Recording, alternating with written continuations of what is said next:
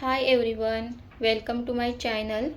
इन्स्टावरती Shri Sai Chinese यांची reel खूप अशी व्हायरल झाली होती. तर म्हटलं आपणसुद्धा एकदा तिथे जाऊन त्यांचं फूड कसं आहे हे बघावं, म्हणून आम्ही तिथे गेलो होतो.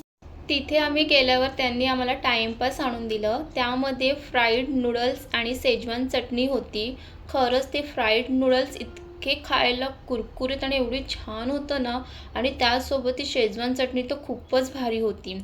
तुम्हालासुद्धा हॉटेलमध्ये गेल्यावर असं हे टाईमपास आवडते का खायला? नक्की कमेंट्स करून सांगा.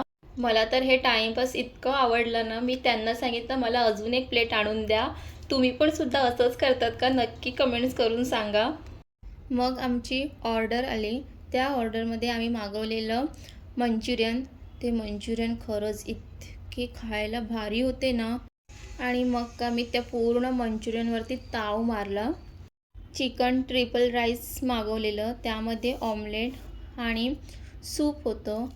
ते सूप तर एवढं यम्मी ना, मला तर खूप आवडलं ते सूपसुद्धा. मग व्हेज शेजवान राईस आलं, आणि खरंच हे व्हेज शेजवान राईस होतं, पण ते सुद्धा इतकं चवीला भारी होतं ना, मला वाटतच नव्हतं की मी व्हेज राईस खात आहे. खरंच श्री साई चायनीजमधलं फूड खरंच खूप छान आहे. तुम्हीसुद्धा तिथे जाऊन नक्की त्या फूडचा आनंद घ्या. तुम्हीसुद्धा श्री साई चायनीजमध्ये जाऊन फूड खाल्लेलं आहे का? नक्की कमेंट्स करून सांगा, आणि आपल्या डेली व्लॉग विथ पायल या चॅनलला सबस्क्राईब करून घ्या.